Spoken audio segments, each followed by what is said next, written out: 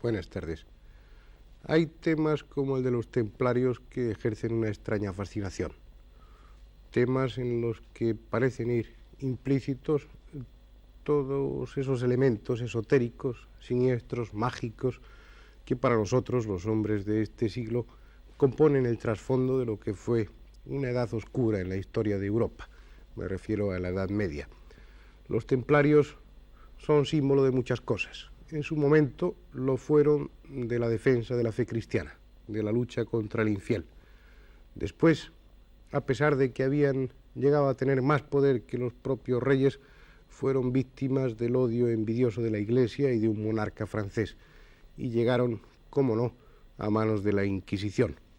A través de aquellos inenarrables interrogatorios que la Inquisición llevó a cabo con los pertenecientes a la Orden de los Templarios, esa Inquisición que cubrió de sangre tantas páginas de la historia de Europa, se llegó a reconstruir todo un entramado oculto, siniestro, demoníaco en aquella orden. Al parecer los templarios no se dedicaban a la defensa de la fe, como así parecía en apariencia. Al parecer, según el testimonio de aquellos interrogatorios de la Inquisición, los templarios se dedicaban a cosas mucho más oscuras, mucho más siniestras. Estaban más cerca de la fe islámica que de la fe cristiana. De hecho, no reconocían, según aquellos testimonios de la Inquisición, no reconocían la autoridad del Papa ni de la Iglesia romana. Según, una vez más, aquella Inquisición, los templarios, aquellos caballeros que habían hecho voto de pobreza y pertenecían a la Orden del Temple, en vez de defender la fe cristiana, invocaban al demonio. Lo hacían en forma del Baphomet, ese siniestro personaje que adorna, o que al menos está presente en tantas catedrales del gótico. Los templarios, si hemos de dar crédito, que no lo hacemos, a aquellos tribunales de la Inquisición, adoraban a Baphomet y a los pies de él sacrificaban niños.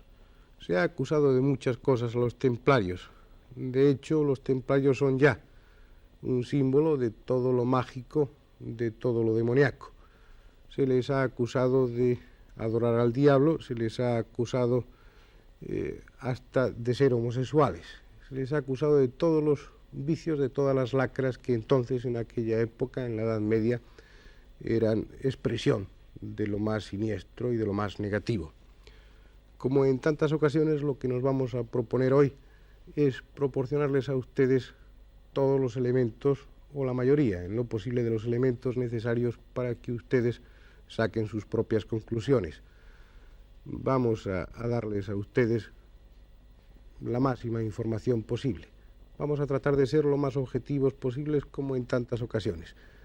Para ello, y en este caso concreto, para hablar de los templarios, es preciso comenzar por hacer historia. Es preciso hablar en un principio de las cruzadas. En el año 1095, el Papa Urbano II, en el Concilio de Clermont, propuso a los caballeros de la cristiandad una cruzada para reconquistar los santos lugares. En esa época oscura de la maloliente Europa salió la primera de las 8 cruzadas que desde 1095 hasta 1270 se dirigirían a Oriente, con el pretexto de reconquistar unas tierras y unos lugares que hasta ese momento habían podido visitar en paz en continuas peregrinaciones. Poblaciones enteras se pusieron en marcha. La primera cruzada se componía en su mayoría de ladrones, vagabundos y desocupados. Cerca de 40.000 hombres llegaron hasta Constantinopla. El cebo era las supuestamente fabulosas riquezas de Oriente, la belleza ardiente de las mujeres orientales y la pretendida molicie de los ejércitos árabes. Al grito de Dios lo quiere, toda aquella ingente masa asoló, violó, devastó amplias zonas, pequeños pueblos que caían a su paso. Por fin, finalmente, llegaron frente a lo que no se esperaban, frente a un ejército bien organizado, y los selyúquidas les pusieron en su sitio. acabaron prácticamente con ellos.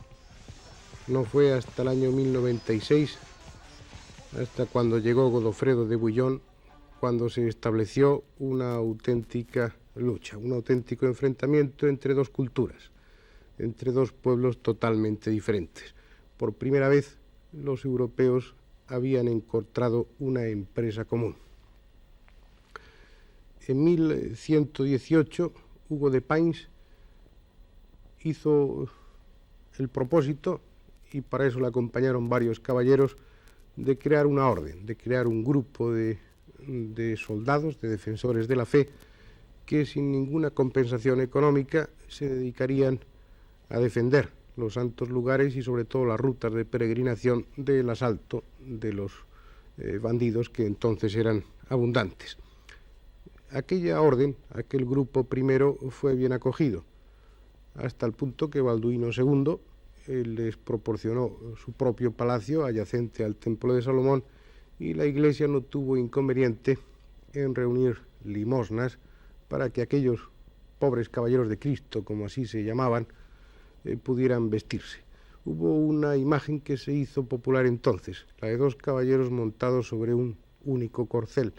Esto no era por capricho, sino porque aquella orden recién fundada, aquellos caballeros recién agrupados, eran auténtica y realmente pobres.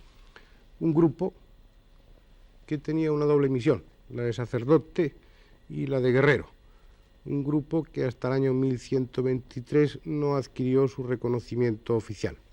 Hicieron sus votos, la Iglesia les ayudó aún más, y por fin, al cambiar el rey, Balduino II, de residencia, les fue dejado para ellos como lugar de reunión y de vivienda lo que había sido en Jerusalén el Templo de Salomón.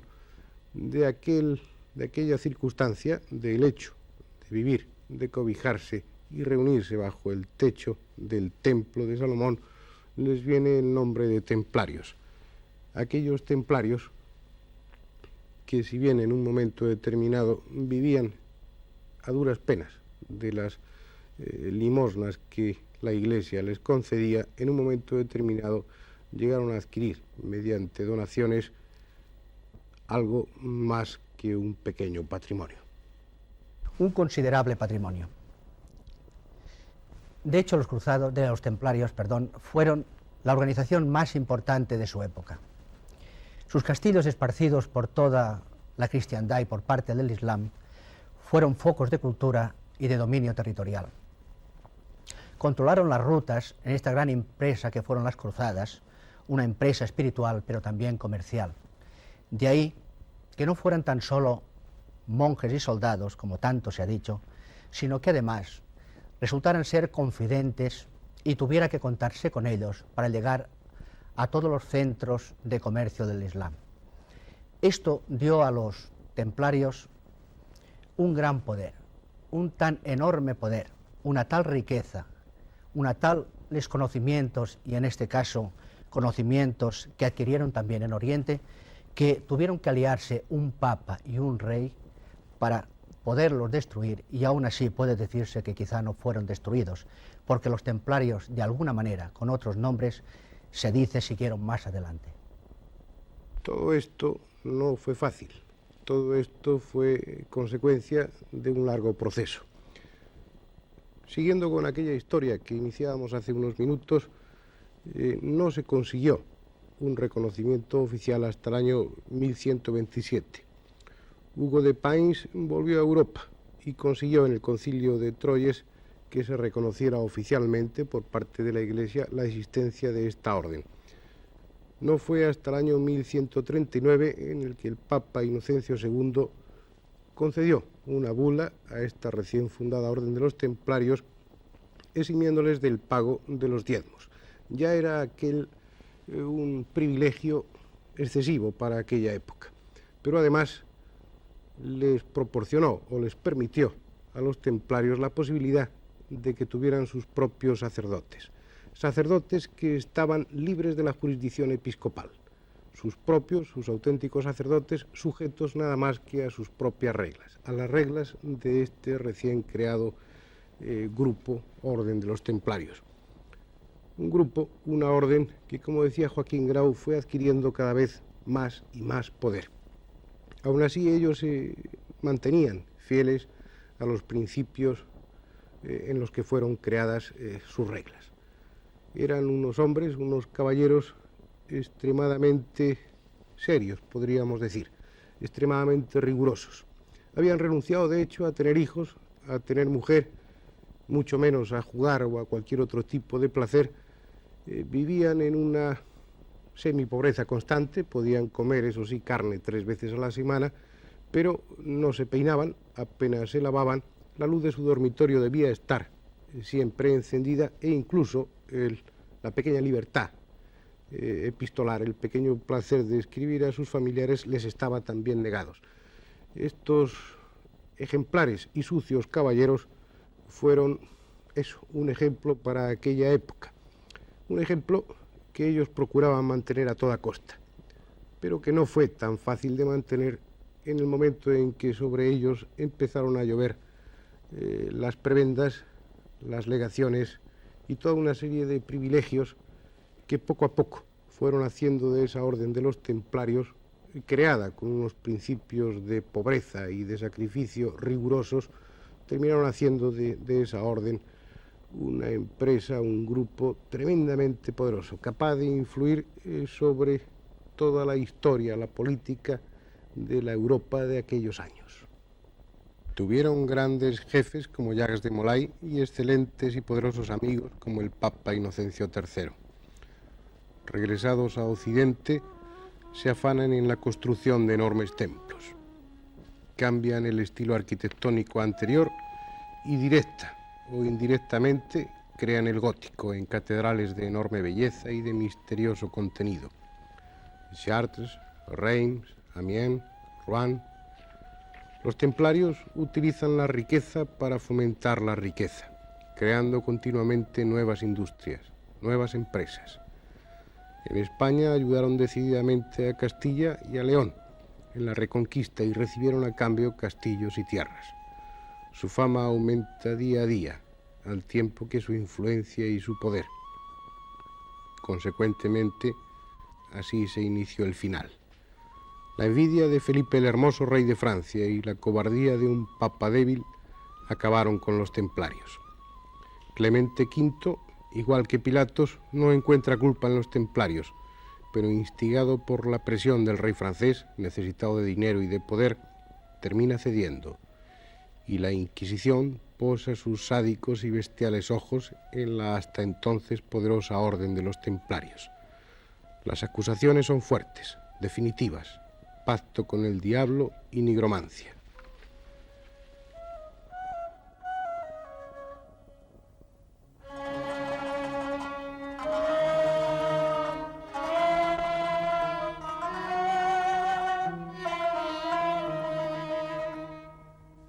Así, el 13 de octubre del año 1307 se inicia la captura de los templarios. Muchos, la mayoría, saben lo que les espera y prefieren ahorcarse o arrojarse desde lo más alto de las torres del templo suyo de París antes que caer en manos de la Inquisición. Jacques de Molay es hecho prisionero y ese mismo día todas las posesiones y riquezas de los templarios en Francia entran en las arcas reales. Vienen después las torturas, los célebres interrogatorios de la Inquisición. Esa Inquisición, fruto de una época, no hay que dudarlo, pero que por sí sola cubrió de vergüenza y de ignominia tantas y tantas páginas de nuestra historia. Aquellos templarios fueron sometidos a tortura, a esos interrogatorios, con los pies quemados, con los miembros destrozados en el potro, quemados, desmembrados. Los templarios confesaron cualquier cosa. No hay que mostrar horror frente a aquello, puesto que lo hemos demostrado ya, los humanos solemos escribir así las páginas de nuestra historia. Solo un detalle. En aquellos célebres interrogatorios de Francia, Bernardo de Vado, uno de los miembros destacados del Temple, pidió clemencia frente al tribunal eclesiástico con los huesos de sus talones en las manos. Es solo un ejemplo del tremendo rigor que alcanzaron aquellos interrogatorios. Por eso ahora, pasados los siglos, es difícil valorar toda aquella época y todos aquellos testimonios. Ya es casi imposible saber dónde está la verdad y dónde está el testimonio arrancado a fuerzas de tortura. Prácticamente es un problema insoluble. No obstante, seguiremos tratando de ver hasta qué punto llega la realidad. Objetivamente, y es justo reconocerlo, existen una serie de hechos que no se pueden negar. Hechos que justifican de alguna forma, independientemente de esos sangrientos interrogatorios, que justifican, repito, esa leyenda, esa etiqueta de esotéricos, de mágicos, de demoníacos, que hay tejida, grabada en torno a los templarios. Por ejemplo, ellos ocuparon ese templo de Salomón en Jerusalén y lo ocuparon durante muchos años. Años en los que las cruzadas sufrieron numerosas vicisitudes, treguas que duraron años, en las que se estableció el contacto, probablemente un contacto muy íntimo, entre esta orden de los templarios y otras órdenes orientales perfectamente organizadas, pertenecientes a una cultura, a unos ritos distintos a los cristianos, pero que probablemente ejercieron una gran influencia sobre los templarios. De aquellas órdenes orientales podemos hablar concretamente de los asasín, a los que ya hemos mencionado en alguna otra ocasión. Una orden, un grupo oriental, un grupo árabe, que seguía una serie de ritos extraños, entre ellos el consumo de hashish. Recuerden ustedes que la palabra asesino etimológicamente deriva de ese grupo, de los asasín. Un grupo que, merced a las drogas y merced a sus cultos o sus creencias influidas sin duda por ese estado especial que creaba en ellos la droga, rendían culto a una serie de poderes, si no demoníacos, y oscuros para nosotros los occidentales. Por una parte, esta influencia no se puede negar. De otra parte, los templarios parece que demostraron empeño en dejar testimonio en sus construcciones de ese orden mágico en lo que se refiere a sus creencias. Si se les acusó de rendir culto al diablo, es cierto, como les decía al principio del programa, que Baphomet, esa especie de siniestro ídolo un tanto andrógino, formó parte de la mayoría de las construcciones, castillos, catedrales que se atribuyen a la orden de los templarios. Una serie de páginas escritas supuestamente por los templarios que permanecen sin desvelar para nosotros, los hombres de este siglo.